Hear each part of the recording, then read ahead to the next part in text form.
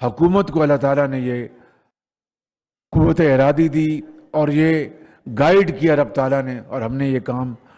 سر انجام دیا۔ اسی طریقے سے میں آپ کو یہ بتانا چاہتا ہوں کہ ہم نے اس ملک کے اندر خوردنی تیل کا ایک بہت بڑا ایک ویکیوم پیدا ہونے جا رہا تھا، وہ بھی اللہ تعالیٰ کے فضل و کرم سے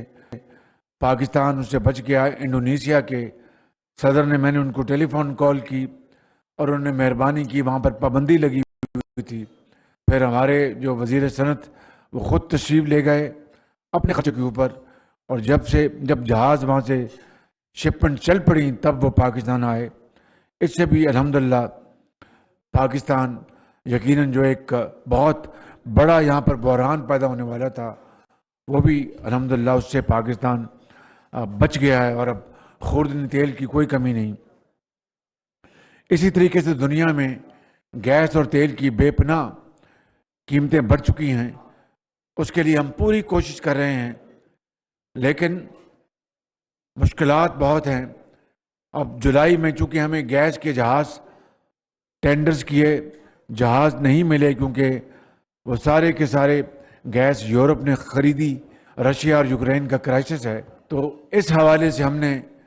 کوشش کر رہے ہیں، آپ فکر نہ کریں، پوری کوشش کی جا رہی ہے۔ عین ممکن ہے کہ لوڈ شیڈنگ کچھ دنوں کے لیے جولائی میں بڑھے۔ میں آپ کو اس لیے کہہ رہا ہوں کہ یہ ہو سکتا ہے، ہماری پلاننگ کوشش جاری ہے کہ ہم کم سے کم رکھیں، لیکن ممکن ہے کہ یہ گیس جو کہ نایاب ہے، اور پچھلی حکومت کو ذرا غور سے سنیے گا پلیز غور سے سنیں، پچھلی حکومت کو $3 پہ گیس مل رہی تھی، وہ نہیں خریدی۔ $5-6 پر لمبے عرصے کی گیس مل رہی تھی، وہ نہیں خریدی۔ اگر وہ خریدی ہوتی نواز شریف کے دور کی طرح، جب اس کو $13 پر ہم نے لانگ ٹرم معاہدہ کیا لمبی مدت کا، تو وہی گیس آج کام آ رہی ہے۔ اگر وہ گیس نواز شریف صاحب نے نہ خریدی ہوتی قطر سے، تو آج بے پناہ ہم مشکلات کا شکار ہوتے۔ تو یہ کم عقلی، کم ظرفی تھی اس حکومت کی کہ جنہوں نے ان چیزوں کا فائدہ نہ اٹھایا اور پاکستان کو بحران میں مبتلا کر دیا۔ کوئلہ جو ہے بہت مہنگا ہو چکا ہے دنیا میں، اور اربوں ڈالر پاکستان کے کوئلے کی امپورٹ پر خرچ ہو رہے ہیں۔ جو بجلی کے منصوبے جو سی پیک میں لگے تھے بہت جدید، اب اللہ تعالیٰ نے کرم کیا ہے اور پچھلی حکومت یہ کر سکتی تھی، مگر پچھلے 3 ہفتوں میں ہم نے دن رات کوشش کی، اور بھرپور پلاننگ کے ساتھ کولیشن حکومت نے دن رات کوشش کی۔ خواجہ آصف جو وزیر دفاع ہے، ان کی سربراہی میں ایک کمیٹی بنائی گئی کہ افغانستان سے کوئلہ کس طرح لایا جائے۔ آج ہم نے بڑی بھرپور میٹنگ کی ہے، جس میں ہماری حکومت کے وزراء، متعلقہ سیکرٹریز، سول آفیسرز، افواج پاکستان کے آفیسرز نے مل کر بڑی بھرپور میٹنگ کی کہ افغانستان سے تورخم اور جو دوسرے جو انٹری پوائنٹس ہیں وہاں سے یہ کوئلہ کس طرح آئے گا، اور وہ کوئلہ اسی کوالٹی کا ہے جو ساؤتھ افریقہ سے امپورٹ ہوتا تھا اربوں ڈالر کے ذریعے۔ تو وہ کوئلہ اب انشاءاللہ اس کا انتظام کیا ہے، ٹرانسپورٹ کا، ٹرکوں کے ذریعے، ریلوے کے ذریعے۔ یہ پچھلے 3 ہفتے جب IMF سے ہم کشتی لڑ رہے تھے، یہاں پر کوئلے کے لیے بھی کشتی کی جا رہی تھی، اور آج ہم نے ایک ٹھوس فیصلے کیے ہیں، جولائی سے انشاءاللہ افغانستان سے کوئلہ آہستہ آہستہ آنا شروع ہو جائے گا، اور اس طرح پاکستان کے سالانہ $2 ارب بچیں گے۔ $2 ارب الحمدللہ $2 ارب بچیں گے، اور یہ کوئلہ آئے گا، اور روپوں میں یہ کوئلہ خریدیں گے، روپے ڈالر خرچ نہیں ہوگا، اور جو کوئلہ باہر سے آتا تھا اس سے آدھی قیمت پر ہوگا، اور اسی ایفیشنسی کا، جس سے کہ بجلی انشاءاللہ پیدا ہوگی ان بڑے منصوبوں میں۔ اسی طرح زراعت کے حوالے سے یہ خوردنی تیل جو ہے $4 ارب کا ہم سالانہ امپورٹ کرتے ہیں۔ اگر ہم پاکستان میں ہم سن فلاور، کنولا اور وہ ہم پیدا کریں گے انشاءاللہ، تو اس سے جو امپورٹڈ جو آئل جو ہم کرتے ہیں اس سے بچت ہوگی، اور ملک کے اندر یہ ہم پیدا کریں گے، اس کے لیے زرعی بھائیوں کو، جو کسان بھائیوں کو ہم ترغیب دیں گے، انسینٹو دیں گے انشاءاللہ۔ اسی طریقے سے ہم کپاس اور گندم کے حوالے سے بھی ہم انشاءاللہ ہم پوری طرح ہم کوشش کریں گے کہ اس کی پیداوار بڑھائی جائے، جس سے کہ ہماری معیشت جو ہے وہ بحال ہوگی، توانا ہوگی۔ یہ کوئی آسان کام نہیں ہے، بہت مشکل مراحل ہیں، لیکن اللہ تعالیٰ نے چاہا تو ہم مل کر ہم نہ صرف اس کا مقابلہ کر رہے ہیں، بلکہ ان مسائل کو، مشکلات کو حل کر کے ہم انشاءاللہ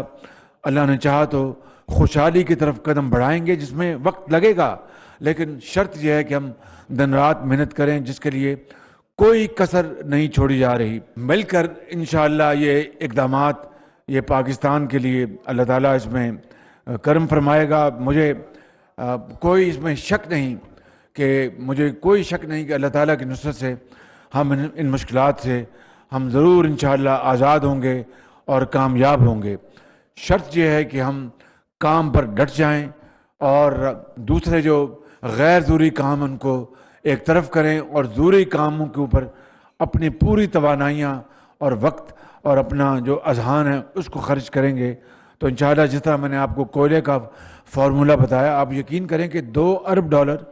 یہ 3 ہفتے میں جو کوشش کی بیٹھے تھے کہ کیا کریں، تو اللہ تعالیٰ نے راستہ دکھا دیا، اور اب کوئلہ انشاءاللہ افغانستان سے جولائی سے شروع ہوگا اور آہستہ آہستہ اس کی ترسیل بڑھتی جائے گی۔ پھر وہ وقت آئے گا کہ 100% افغانستان کے کوئلے سے یہ پلانٹ چلیں کہ $2 ارب سال کے ہمارے بچیں گے، یعنی 400 ارب روپے آپ کی بچت ہوگی، اور اس سے اپنا پاکستان کے جو ٹرکس ہیں، ٹرانسپورٹ وہ چلے گی، ریلوے چلے گی۔ تو یہ وہ فوائد ہیں، اسی طریقے سے بے شمار اور اللہ تعالیٰ ہمیں راستے دکھائیں گے اگر ہم ہوش و حواس سے کام لیں گے۔ تو میرے بزرگوں، بھائیوں اور بہنوں، میری آپ سے پھر گزارش ہے کہ رب سے اس کے حضور ہم سر بسجود ہوں، اس کے آگے جھکیں کہ پاکستان جو دیوالیہ پن سے نکل گیا، اب ہمیں خوشحالی کی طرف بڑھنا ہے۔ مشکلات ہیں اور بڑے مشکل چیلنجز آئیں گے، ہمیں اس کو انڈر اسٹیمیٹ نہیں کرنا، لیکن قوت ارادی کے ساتھ ہم آگے بڑھتے رہیں گے اور یہ مسائل ضرور حل ہوں گے انشاءاللہ۔ اور ہمارے جو دوست ممالک ہیں ان سے ہم تکنیکی مدد لیں، ان سے ہم انویسٹمنٹس لیں، سرمایہ کاری لیں، ٹریڈ ان سے حاصل کریں۔ یہ کشکول کا زمانہ اب ختم ہو جانا چاہیے، اور ہوگا، کیوں نہیں ہوگا؟ اللہ تعالیٰ نے پاکستان کو اس لیے نہیں بنایا کہ ہم اپنا بالکل لوگوں کے آگے کشکول لے کے جائیں۔ یہ انشاءاللہ ختم ہوگا، یہ وقت ختم ہوگا، نیا زمانہ آئے گا اور نئی رت آئے گی انشاءاللہ۔ شکریہ ادا کرتا ہوں، اور انشاءاللہ اگلے دنوں اور مہینوں میں ہم نے کام کرنا ہے، اور انشاءاللہ میں آپ کو لکھ لیں، اللہ نے چاہا تو یہ پاکستان کی تقدیر بدلے گی، اور یہ 14 مہینوں میں متحدہ جو ہماری حکومت ہے کولیشن کی، یہ ضرور انشاءاللہ تبدیلی لے کے آئے گی۔ آپ کو یقین رہنا چاہیے، یقین محکم کے ساتھ کام کریں گے تو بس پھر کوئی مشکل نہیں رہے گی۔ خدا آپ سب کا اور ہم سب کا حامی و ناصر ہو۔ پاکستان